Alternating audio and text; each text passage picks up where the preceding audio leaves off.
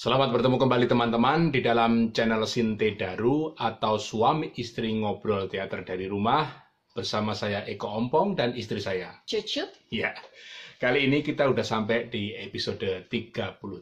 Seperti biasa, channel ini berisi obrolan atau tanya jawab antara istri saya dan saya seputar teater.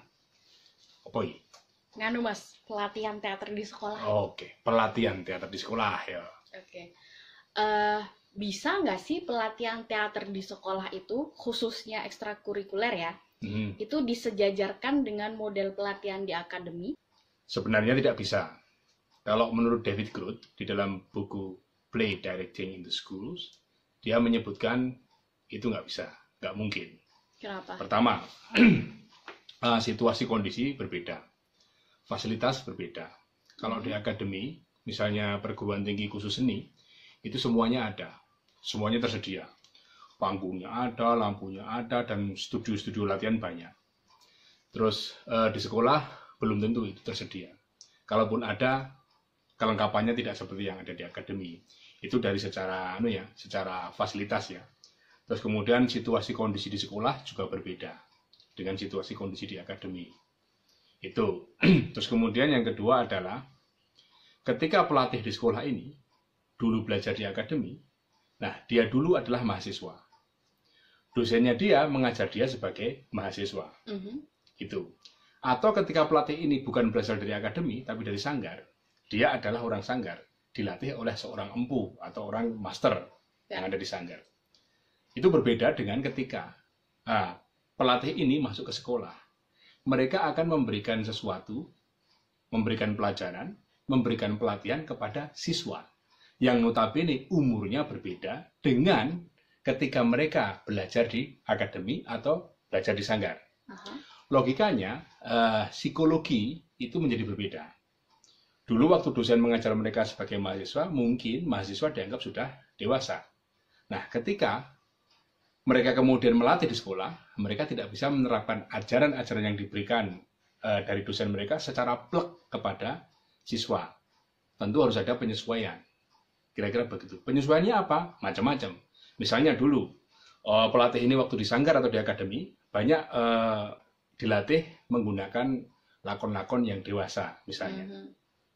Cerita-cerita dewasa, misalnya. Nah, ketika dia masuk sekolah, nggak bisa serta-merta lakon-lakon itu dilatihkan. Harus mengalami penyesuaian. Harus mengalami adaptasi dan sebagainya. Jadi, itu sangat tidak mungkin kalau menurut David Groot ya. Bahkan, secara keilmuan pun itu tidak bisa plek. Apa yang didapatkan di akademi itu kemudian plek diterapkan kepada siswa. Apa yang didapatkan di sanggar plek diterapkan kepada siswa, nggak bisa. Tentu harus ada penyesuaian karena berbeda. Pertama, kalau di akademi dulu mungkin waktunya setiap hari dia belajar teater. Atau ketika pelatih ini dulu adalah bersekolah di non perguruan tinggi seni tapi mengikuti ekstra seni, itu juga berbeda ketika itu ada di sekolah mengajar siswa ya. Waktunya maksudnya. Kalau dulu dia mahasiswa, itu dia bisa berlatih sampai malam kan? Nah, ketika dia mengajar di siswa nggak bisa begini. Ekstrakurikuler juga waktunya tidak terlalu banyak. Mungkin seminggu hanya 2 kali. Waktu jelas tidak bisa. Terus kemudian pesertanya jelas berbeda. Secara umur, psikologi, dan sebagainya berbeda. Fasilitas berbeda. Otomatis semua yang dia dapatkan harus disesuaikan dengan kondisi yang dia hadapi. Gitu kira-kira kalau menurut David Groot. Terutama yang dia pikirkan adalah psikologi. Jadi perkembangan psikologi siswa ini mesti harus diperhatikan. Tidak kemudian serta-merta apa yang pelatih ini dapatkan di dalam pengalamannya dulu plek diajarkan, itu menurut David Groot kurang bijaksana. Kira-kira begitu. Terus bagaimana cara membangun ketertarikan agar siswa itu mau mengikuti kegiatan teater? Nah, pertama, masih dari David Groot ya. Pertama, buatlah model pelatihan yang mudah, tapi hasilnya memukau. Artinya, metodenya itu mudah, gampang diikuti, tidak sepaneng, tidak tegang, tidak sok-sok teater gitu, tapi hasilnya bisa jadi wow. wow dalam konteks sekolah ya, bukan wow dalam konteks panggung pertunjukan teater profesional, tapi dalam konteks sekolah. Terus kemudian Groot juga menyarankan buatlah banyak macam pelatihan. Maksudnya begini, pelatihan teater di sekolah sering terjebak pada pelatihan naskah, melatihkan naskah untuk dipentaskan. Hanya seputar itu saja. Nah, ini akan memberi keterbatasan. Seperti yang banyak diakui, pada akhirnya banyak peserta atau anggota yang merotoli istilahnya, keluar dari keanggotaan teater karena tidak pernah mendapat jatah untuk pentas. Yeah. Jadi fokus latihannya masih terlalu pada pemeranan berbasis naskah. Nah, oleh karena itu Groot menyarankan perbanyak ragam latihannya. Misalnya latihan pemeranan seperti itu, model naskah ya diberikan. Besoknya mungkin dengan permainan. Satu kali latihan misalnya dengan improvisasi. Terus satu kali latihan khusus seperti yang kita obrolkan kemarin, latihan khusus, latihan teknik misalnya. Jadi di sini siswa diminta untuk membuat panggung, kemudian mewujudkannya di atas pentas, lalu diberi cahaya, membuat busana dan sebagainya. Mungkin itu akan menarik. Jadi variasi program itu jadi penting. Berikutnya adalah produk. Produk tidak harus melulu pentas akhir tahun ya, seperti yang biasa terjadi. Kalau latihan teater di sekolah itu terus pentasnya akhir tahun pas perpisahan. Nggak harus. Jadi bisa juga, kalau menurut Friedman and Reed, bisa juga membuat misalnya pertunjukan teater on the street. Jadi anak-anak ini dilatih sedemikian rupa untuk pentas teater di jalan. Tetapi tentu saja secara legal dan formal ya. Harus izin sekolah, izin orang tuanya, izin kepolisian gitu. Karena saya pernah mendengar ada seorang pelatih di akademi itu membuat teater on the street tanpa izin. Ini kan bahaya. Kalau terjadi kericuan kan nggak ada asas legal formalnya, jadi harus diatur itu. Jadi itu misalnya teater on the street. Dia juga bisa juga membuat kegiatan misalnya fundraising untuk menggalang dana, misalnya pentas di mall dan sebagainya. Jadi tidak harus pentas di akhir tahun dan tidak harus pentas pertunjukan besar. Sehingga pada akhirnya nanti semua anggota teater itu bisa bermain. Terus kemudian dari David Groot lagi, jangan terlalu terkungkung pada teori. Biasanya kan kalau dari pelatihnya itu lulusan akademi seni, fresh graduate kan, terus kemudian teori-teori yang ada di kepalanya kan maunya dituangkan begitu saja. Pengetahuan-pengetahuan yang ada di dalam dirinya itu maunya dituangkan begitu saja kepada siswa-siswanya. Lah, nggak boleh kalau menurut David Groot. Nah, tentunya harus ada penelitian ulang untuk diberikan kepada siswa itu yang tepat, yang seperti apa. Gampangannya itu membumikan bahasa langit. Jadi membuat sesuatu yang rumit secara konseptual itu menjadi mudah untuk dipelajari. Kira-kira begitu. Jadi selain tadi latihannya yang mudah tapi hasilnya menarik, juga variasi program itu sangat penting. Oke. Terus keterlibatan orang tua siswa itu perlu nggak? David Groot bilang itu perlu. Sangat perlu. Karena feedback positif dari orang tua siswa itu sangat membantu perkembangan program teater di sekolah. Nah, jadi para pelatih ini mesti akrab dengan orang tua siswa. Jadi kalau dia punya murid, misalnya punya anggota 20, ya harus punya nomor HP-nya 20 orang tua siswa tersebut, kira-kira begitu. Misalnya, biasanya latihan sampai jam 5 sore.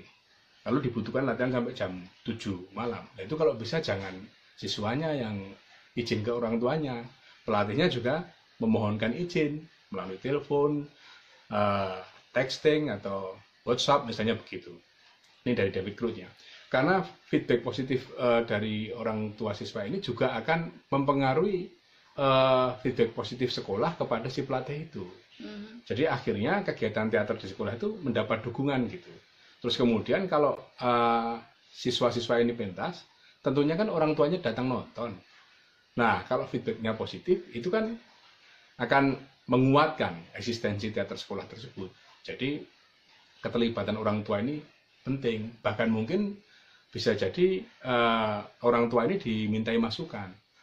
Bagaimana produk produksi berikutnya, cerita-ceritanya kira-kira seperti apa. Jadi kalau mereka tertarik, terus kemudian nonton produksi anak-anaknya, kan bisa jadi mereka memberi masukan.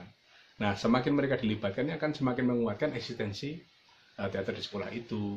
Kira-kira begitu. Oke. Terus kalau ada siswa yang nakal, apakah bisa diatasi? Bisa, tetapi David Groot juga bilang, pelatihan teater atau pelatihan drama di sekolah itu bukan teater terapi dan bukan drama terapi. Jadi pelatih jangan sok-sok bertindak sebagai psikolog gitu loh. Karena kalau bukan ahlinya ya jangan bertindak seperti itu. Maksudnya anak nakal itu bisa kemudian dilatih teater dan bisa kemudian mengikuti kegiatan teater tidak dengan model drama terapi atau teater terapi, dengan tidak model pelatih sebagai psikolog, tetapi dengan berbagai macam variasi kegiatan yang saya sebutkan tadi. Jadi ada anak nakal misalnya terlalu aktif, tapi dia suka coret-coret. Nah, kenapa tidak dibuat workshop teknik saja? Workshop panggung misalnya, workshop untuk membuat background, workshop untuk membuat foreground dan sebagainya. Jadi variasi-variasi kegiatan ini pada akhirnya akan membuat anak dengan berbagai macam sifat bisa menemukan medianya. Gitu kira-kira. Jadi kalau ada anak misalnya terlalu aktif, cobalah buat teater gerak. Yang mana membutuhkan banyak gerak. Itu kan pasti akan tersalurkan di situ. Kira-kira begitu menurut David Groot. Jadi variasi dari program ini juga akan membantu anak-anak yang memerlukan perhatian khusus seperti itu. Kira-kira begitu. Demikianlah teman-teman, obrolan singkat antara istri saya dan saya tentang pelatihan teater di sekolah. Dan sebagai informasi, kita berdua akan break sejenak dari channel Sinte Daru, karena mulai besok hari, sudah berjalan libur lebaran sampai sekitar 1 Juni. Nah, selama libur itu kita berdua break. Perlu teman-teman ketahui bahwa video ini tidak dalam rangka mencari subscriber, tapi memang difungsikan sebagai media bekerja dan belajar dari rumah selama program pandemi COVID. Jadi video ini tidak dibuat secara profesional, dalam artian tidak menggunakan kamera khusus, editing khusus dan sebagainya. Semuanya hanya menggunakan HP, dan itu dikerjakan oleh istri saya. Yang nyuting istri saya, yang ngedit istri saya, yang upload di YouTube juga istri saya. Bahkan channel YouTube-nya juga channelnya istri saya, bukan saya. Jadi kalau seandainya ada kekurangan dari video-video Sinte Daru, ya mohon dimaafkan, karena memang hanya menggunakan HP dan layarnya sudah mulai bergerak-gerak. Karena kepanasan mungkin ya. Jadi kira-kira begitu. Oleh karena itu, kami mengucapkan terima kasih atas apresiasinya, atas perhatiannya bagi siapapun yang pernah menonton Sinte Daru. Kami juga mohon maaf kalau kualitas videonya kurang baik atau materinya kurang begitu jelas. Yang penting bagi kami adalah sharing informasi, kira-kira begitu. Sekali lagi terima kasih, dan semoga jika seandainya nanti selesai libur lebaran, program belajar dan bekerja dari rumah ini masih dijalankan, kemungkinan Sinte Daru akan hadir lagi. Tapi jika selesai libur lebaran, kantor sudah mulai buka, sekolah sudah mulai buka, ya channel Sinte Daru selesai. Kira-kira begitu. Jadi terima kasih dari saya, dan ini istri saya. Sampai ketemu lagi. Sampai ketemu lagi. Terima kasih.